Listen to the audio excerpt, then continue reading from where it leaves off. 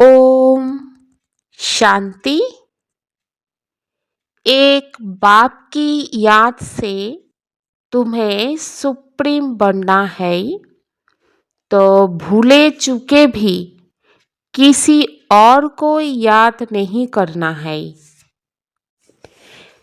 এক বাবা স্মরণে তোমাদের সুপ্রিম হতে হবে, তাই ভুল করেও অন্য কাউকে স্মরণ করো না। बाप से कौन सी उम्मीद ना रख, कृपा मांगने के बजाय अपनी मेहनत करनी है।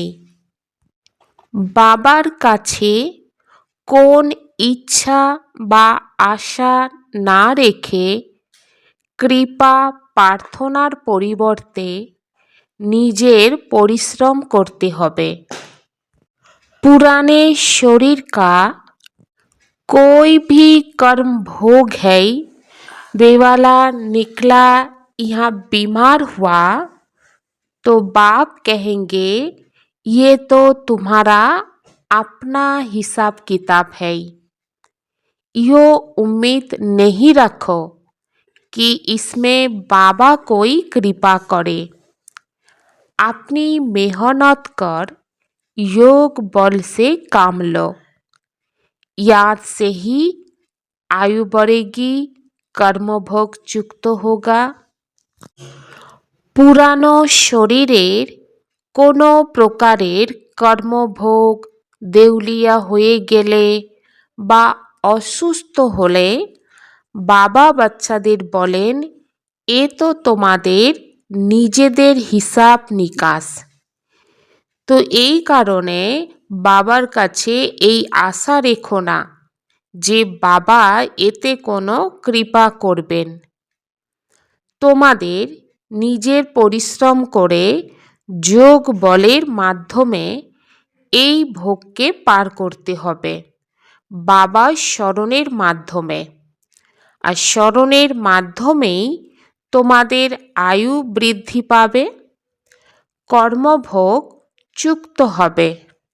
বাবা যিনি প্রাণের অধিক প্রিয়, তার প্রতি যত প্রেম থাকবে ততই তিনি স্মরণে থাকবেন আর কল্যাণ হতে থাকবে। এর জন্য অর্থাৎ বাবাকে স্মরণ করার জন্য নিজেকে আত্মা মনে করে স্মরণ করো। আর নিজের ঘর অর্থাৎ পরম ধাম, সেই পরম ধাম ঘরকেও স্মরণ করো। সেই ঘরকে বলা হয় টাওয়ার অফ সাইলেন্স, অর্থাৎ মন বুদ্ধি দিয়ে সেই ঘরে উপস্থিত থেকে বুদ্ধিরূপী নেত্র দিয়ে বাবাকে দেখবে আর অনুভব করবে। এর কারণে তোমাদের অনেক পুরুষার্থ করতে হবে। উঁচুর থেকে উঁচু টাওয়ার অফ সাইলেন্সে তোমরা কিভাবে যেতে পারো? এও টাওয়ারে থাকা বাবাই বসে বোঝান। বাচ্চারা নিজেদেরকে আত্মা মনে করো। তো প্রথম পুরুষার্থ হচ্ছে নিজেকে আত্মা মনে করা। তার জন্য চিন্তনও করতে হবে, এবং যেটা আমরা বারবার মনে করি, চিন্তন করি, সেটাই নিজেকে অনুভব করি। তারপরে আমরা আত্মারা হলাম শান্তিধামের নিবাসী। তো চলতে ফিরতে এই অভ্যাস করতে হবে। যতই ব্যস্ততা থাকুক না কেন, চলতে ফিরতে উঠতে বসতে কর্মের মাধ্যমেই নিজেকে আত্মা মনে করে শান্তিধাম এবং সুখধাম হচ্ছে সত্যযুগ, সেই সত্যযুগকেও স্মরণ করতে হবে। এর কারণে বুদ্ধির পরিশ্রম লাগবে এখানে, অর্থাৎ মন আর বুদ্ধি দিয়ে অনেক পরিশ্রম করতে হবে, তবেই আত্ম অভিমানী হতে থাকবে। আর যারা আত্ম অভিমানী হয় সেই বাচ্চাদেরকে বাবা মহাবীর বাচ্চা বলেন। বাবার স্মরণের মাধ্যমে বাচ্চাদের মহাবীর এবং সুপ্রিম হতে হবে। সুপ্রিম অর্থাৎ এখানে অনেক শক্তিশালী হতে হবে। এর জন্য বাচ্চাদের খুশি হওয়া উচিত। স্বর্গের মালিক বানান যে বাবা, বিশ্বের মালিক বানান যে বাবা, সেই বাবাই আমাদেরকে পড়াচ্ছেন। তো আত্মার বুদ্ধি চলে যায় বাবার প্রতি। এ হলো এক বাবার প্রতি আত্মার ভালোবাসা বা প্রেম। তোমরা বাচ্চারা ভোরবেলায় উঠে বাবার সঙ্গে মিষ্টি মিষ্টি কথা বলো। বাবা, এ তো আপনার ম্যাজিক, স্বপ্নেতেও জানতাম না যে আপনি আমাদের স্বর্গের মালিক বানাবেন। বাবা, আমরা অবশ্যই আপনার শিক্ষা মেনে চলব, কোনো পাপ কর্ম করব না। ব্রহ্মা বাবা যেমন পুরুষার্থ করে তেমন অন্য বাচ্চাদেরকেও শোনাবো, নিজেরাও সেইভাবে মেনে চলব। শিব বাবার এত অনেক সন্তান, তো বাবা কত বাচ্চাদের দেখভাল করেন। यहाँ तुम ईश्वरीय परिवार में बैठे हो, बाप सम्मुख बैठा है। तुम्हीं से खाऊं, तुम्हीं से बैठूं। तुम जानते हो शिव बाबा इसमें आकर कहते, मीठे बच्चे माम एकम याद करो, देहो सहित देह के सभी संबंध को भूल जाओ। বাবা বলেন, তোমরা বাচ্চারা ঈশ্বরীয় পরিবারে বসে আছো, বাবার সম্মুখে বসে আছো। আর বাচ্চাদের জীবনের ইচ্ছা কি ছিল? যে বাবার সাথে বসেই খাবো, বাবার সাথেই বসবো, বাবার সাথে উঠবো, চলবো, ঘুরবো, সব কিছুই করব। আর শিব বাবা ব্রহ্মা বাবার মধ্যে এসেই বসে আছে। আর ব্রহ্মা বাবার মাধ্যমে বাচ্চাদেরকে বলছে, মিষ্টি বাচ্চা, আমাকে একমাত্র স্মরণ করো। এর জন্য দেহ সহিত দেহের সকল সম্বন্ধ, দেহের ধর্মকে ভুলে আমাকে স্মরণ করো। এটা হচ্ছে তোমাদের অন্তিম জন্ম, অর্থাৎ মনুষ্য আত্মা যে 84 জন্ম নেয়, সেই 84 জন্মের অন্তিম জন্ম তোমাদের চলছে। এই দুনিয়াটা হচ্ছে পুরানো দুনিয়া। তো পুরানো দুনিয়াতে তোমাদের যে দেহ, এই দেহ হচ্ছে পুরানো। তো এই পুরানো দেহ এখন খালাস হবে, মানে বিনাশ হবে। কাহিনী আছে না, তুমি যদি দুনিয়া থেকে মরো, এই দুনিয়াও তোমার কাছে মারা যাবে। পুরুষার্থের জন্য বাচ্চাদের কাছে আর অল্প সময় পড়ে আছে। সামান্য কিছু সময় এই সঙ্গম যুগে বাচ্চাদের কাছে বেঁচে আছে। অনেক বাচ্চা বাবাকে জিজ্ঞাসা করে, বাবা, এই পড়া কতদিন চলবে? তো বাবা বাচ্চাদেরকে বলেন, যতদিন না এই দৈবিক রাজধানী স্থাপন হয়ে যাচ্ছে ততদিন পর্যন্ত আমি বাচ্চাদের শোনাতে থাকব।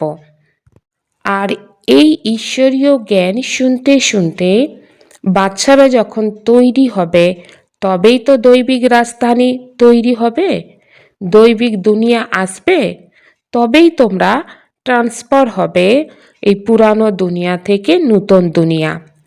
আর যতদিন না ট্রান্সফার হচ্ছ, ততদিন কিছু না কিছু কর্মভোগ তো তোমাদের চলতে থাকবে। শরীরের কর্মভোগের হিসাব কিতাব এটাও চুক্ত করতে হবে। ঝঞ্ঝাট ঝামেলা, অর্থাৎ যা কিছু কর্মভোগ এখনো পর্যন্ত আছে সেগুলো চলতে থাকবে। আর এতে বাবা তোমাদের সহযোগ দেবে, এটা ইচ্ছা রেখো না। বাবা সহজ কথায় বাচ্চাদেরকে বলেন যে আমাকে স্মরণ করলেই কর্মভোগ চুক্ত হয়ে যাবে। যদি তোমরা স্মরণ না করো আর এই ইচ্ছা রেখে দাও যে বাবা সব কিছু করে দেবে, তাহলে কিন্তু হবে না।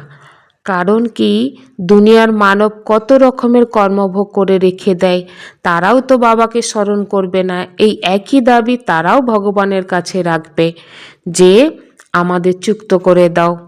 তো বাবা কি বলেন, এক হচ্ছে বাবার স্মরণের মাধ্যমে হিসাব কিতাব সুন্দরভাবে চুক্ত করে নাও, তা না হলে ভোগ করে অর্থাৎ ভোগান্তির আধারে হিসাব কিতাব চুক্ত হবে। কিন্তু বাচ্চাদের কাছে রাস্তা খোলা আছে, জানা আছে যে আমরা আত্মা নিশ্চয় করে বাবাকে স্মরণ করলে হিসাব কিতাব চুক্ত হয়ে যাবে। বাবা বলেন, দেউলিয়া হয়ে গেলে, অসুস্থ হলে বাবা বাচ্চাদেরকে বলেন যে যোগের মাধ্যমে আয়ুত বৃদ্ধি পাবে এবং বাবার কাছে ইচ্ছা রাখবে না, বাবা এগুলো সব কিছু করে দেবে। কৃপা বা প্রার্থনা করো না, বাবাকে যত স্মরণ করবে তাতেই তোমাদের কল্যাণ হবে। যত সম্ভব যোগ বলের মাধ্যমে ভোগকে পার করো। এমন তো গেয়ে থাকে, আমাকে চোখের পলকে রাখো। তো প্রিয় জিনিসকে নূরে রতন বা প্রাণপ্রিয় বলা হয়। তো এই বাবা তো খুবই প্রিয়, কিন্তু তিনি হলেন গুপ্ত। তার প্রতি প্রেম এমন হওয়া উচিত যে সে কথা আজ জিজ্ঞাসা করো না। बच्चों की कितनी निष्काम सेवा करते हैं। पतित शरीर में आकर तुम बच्चों को हीरे जैसा बनाते हैं, तो कितना मीठा बाबा है। तो बच्चों को भी ऐसा मीठा बनना है। বাবা বাচ্চাদের কত নিষ্কাম সেবা করে, অর্থাৎ বাচ্চাদের প্রতি কোনো কামনা বা ইচ্ছা রাখে না, বিনা ইচ্ছায় সেবা করে। পতিত শরীরে এসে বাচ্চাদেরকে হীরের সমান বানাচ্ছে, হীরের সমান জীবন দান দিচ্ছে। তাহলে এই যে বাবা কত মিঠা বাবা, বাচ্চাদেরকে এইভাবে মিঠাও বানাচ্ছে এবং নিরঅহংকারীও বানাচ্ছে। আর বাবা নিজে কতখানি নিরঅহংকারী, যে বাচ্চাদের সেবা করতে থাকে।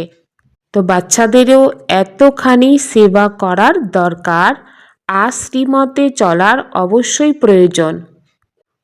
কোথাও কোথাও বাচ্চারা নিজের মত চালাতে থাকে।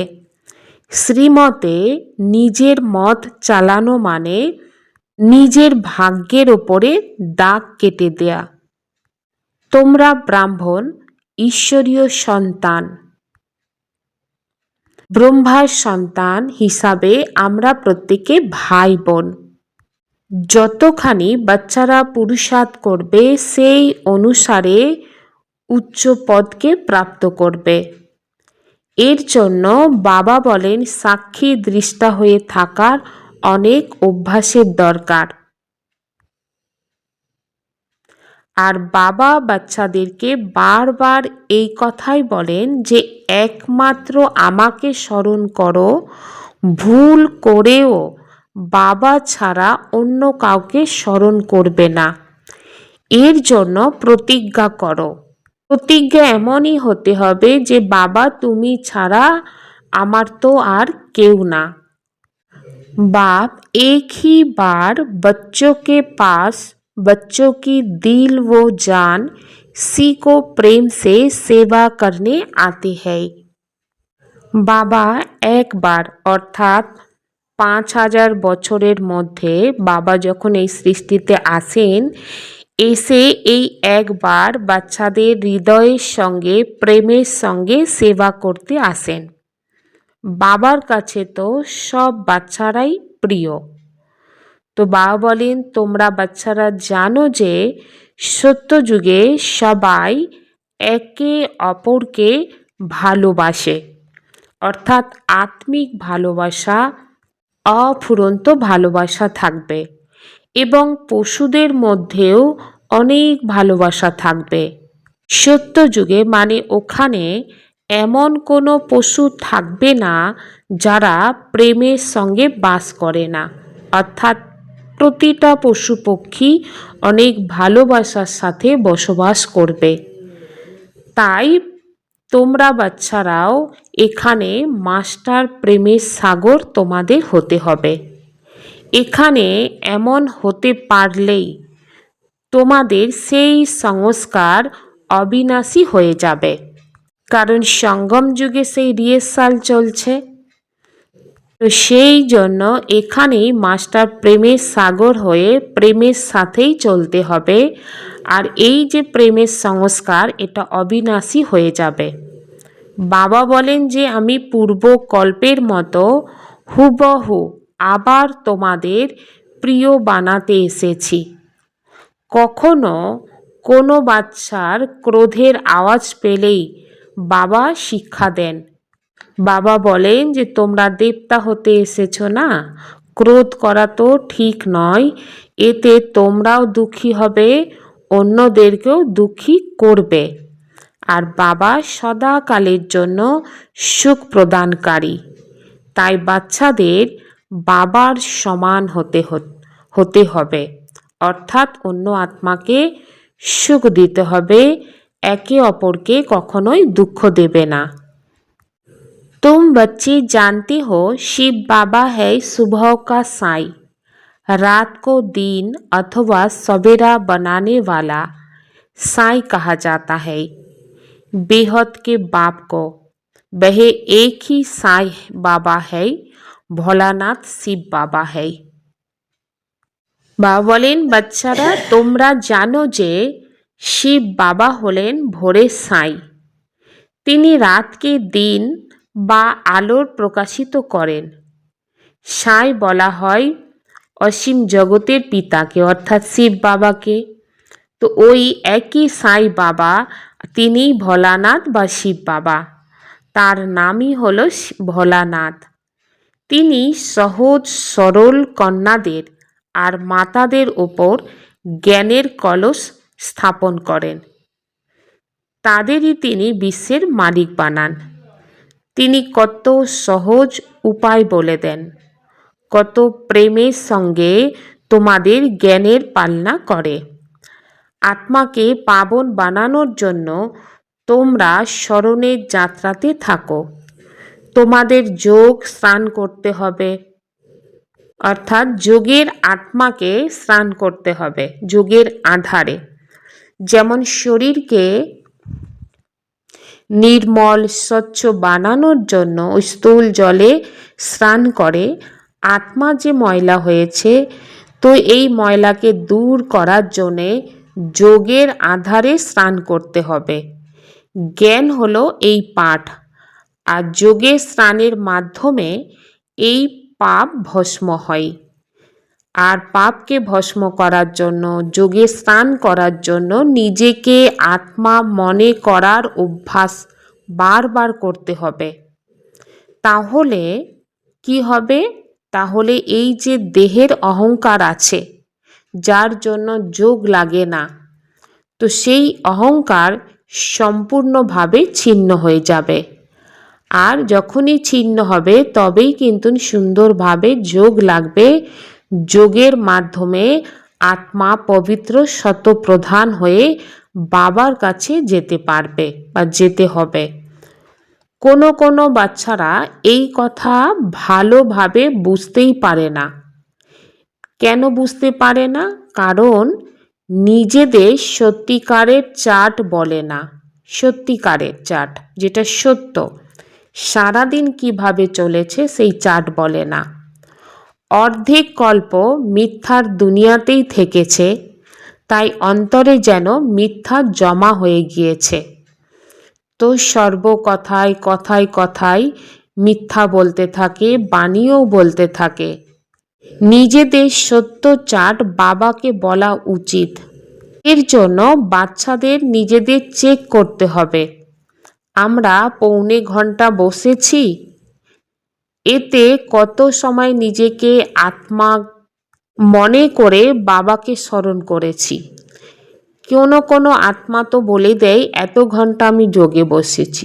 বসাটাকে ধরলে চলবে না, কিন্তু তার মধ্যে কতটা সময় বাবার কাছে আমার মন বুদ্ধি গিয়েছে, কত সময় স্থির হয়েছিল, কত সময় বাবাকে বুদ্ধি দিয়ে দেখেছি, বাবার গুণ শক্তিকে অনুভব করেছি, নিজের মধ্যে ভরেছি।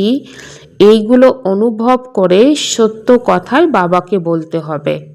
কোনো কোনো আত্মা সত্য কথা বলতেই যেন লজ্জা পায়, সত্য বলাটাই যেন অপরাধ মনে হয়। কারণ কি, মিথ্যার সাথে এত জড়িয়ে আছে, এত ঘনিষ্ঠ হয়ে আছে যে মিথ্যাকে যেন ছাড়তেই চায় না। বাবা বলেন, তোমরা তো বাবাকে বলবে যে হ্যাঁ বাবা, আমি এতখানি সেবা করেছি বা এতজন আত্মাকে বুঝিয়েছি, এত সময় বাবার স্মরণে ছিলাম। স্মরণে না থাকার কারণে তোমাদের জ্ঞানের তীর লাগে না। জ্ঞান তলোয়ারে যদি ধার না থাকে তাহলে ঘায়েল কি করে হবে?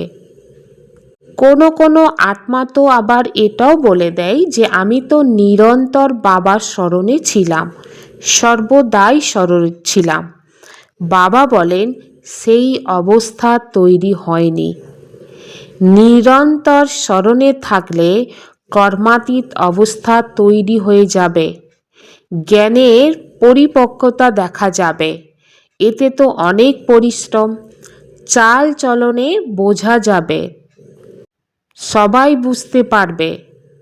বিশ্বের মালিক তো আর এমনিতেই হয়ে যেতে পারবে না। এক বাবা ছাড়া যেন অন্য কারোর স্মরণ না আসে। এই যে দেহ, যে দেহের মধ্যে তুমি আছো, সেই দেহ যেন তোমার স্মরণে না থাকে। ऐसे बहुत बच्चे हैं जो गृहस्थ व्यवहार में रहते, नौकरी आदि भी करते और ऊंच पद पाने के लिए श्रीमत पर चल अपना भविष्य भी जमा करते रहते हैं। बाबा से राय भी लेते रहते, पैसा है तो उसको सफल कैसे करे। बाबा कहते सेंटर खोलो जिससे बहुतों का कल्याण हो। বাবা বলেন, এই রকম অনেক বাচ্চা থাকে যারা সংসার ব্যবহারে থেকে চাকরি বাকরি করেও উচ্চ পদ পাওয়ার জন্য শ্রীমতে চলে নিজের ভবিষ্যতে জমা করতে থাকে। বাবার কাছ থেকে মতামত নেয়, পয়সা থাকলে কিভাবে সফল করব। তো বাবা বলেন, সেন্টার খোলো যাতে অনেক আত্মার কল্যাণ হবে। মানব দান পুণ্য করে পরের জন্মে তার ফল প্রাপ্ত মিলে। বাবা বলেন যে তোমাদেরও ভবিষ্যতে 21 জন্মের জন্য রাজ্য ভাগ্য মিলবে।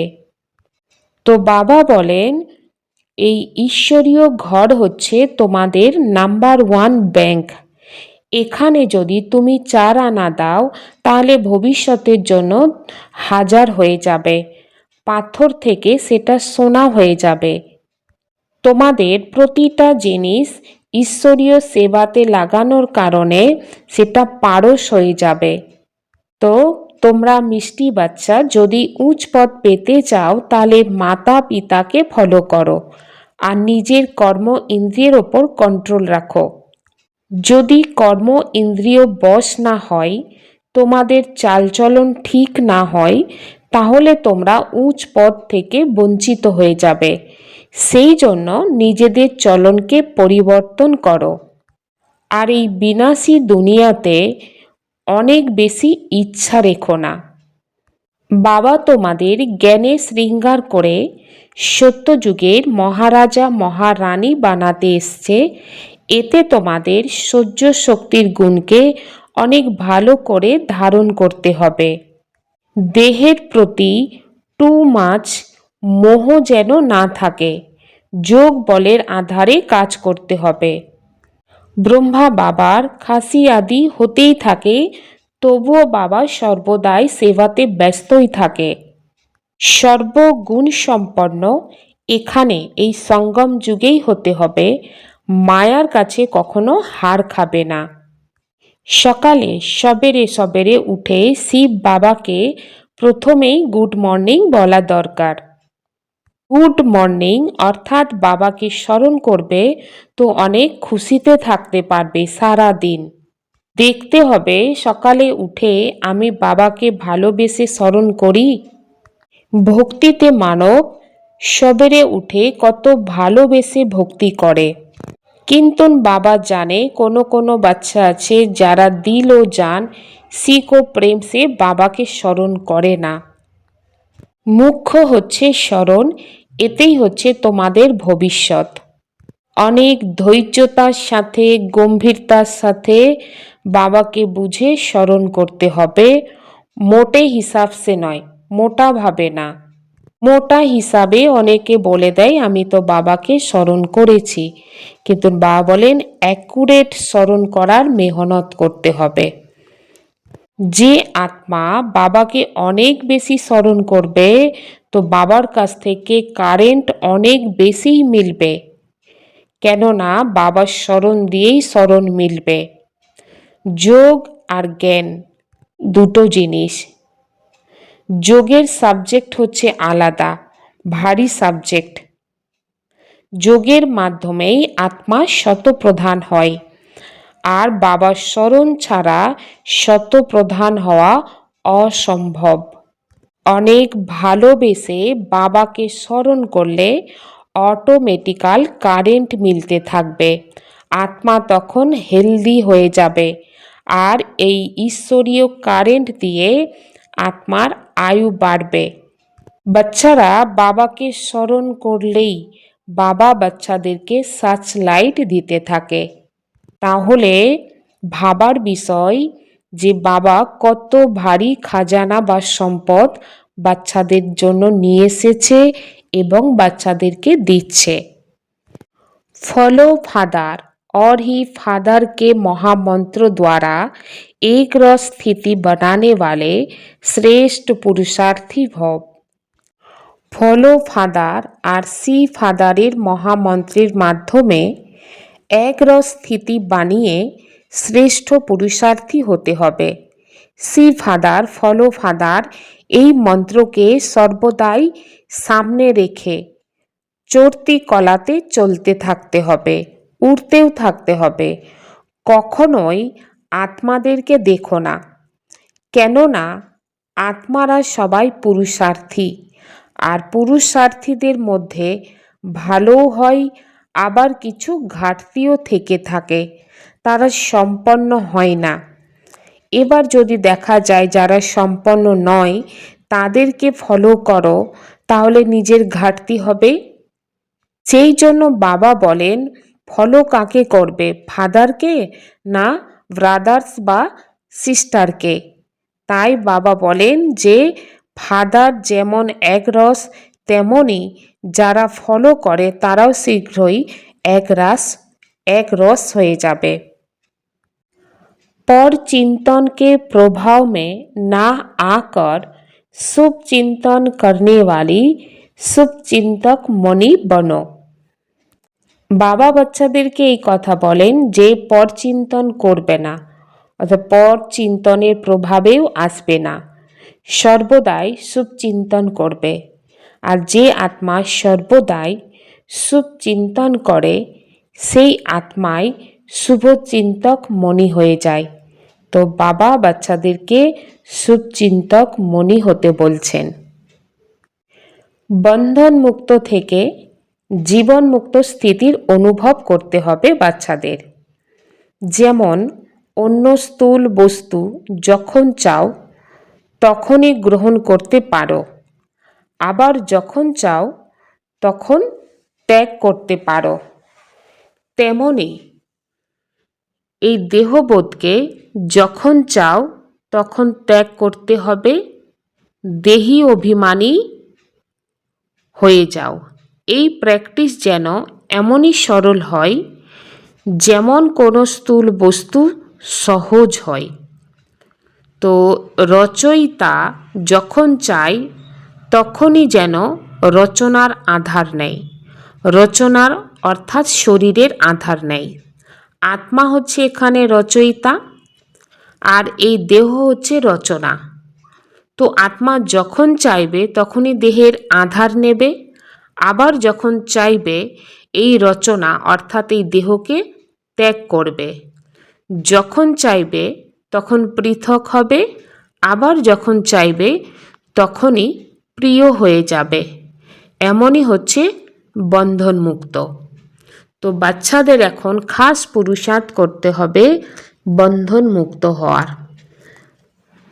এতদিন বন্ধনযুক্ত হয়েছিল, কিন্তু বাবা এসে বাচ্চাদেরকে বারবার পুরুষার্থ করাচ্ছে, হে আত্মা এখন বন্ধন থেকে মুক্ত হও।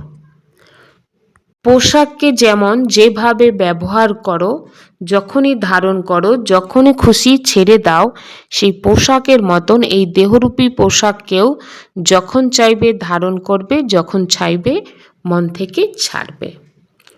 এই প্র্যাকটিস করতে হবে। ওম শান্তি।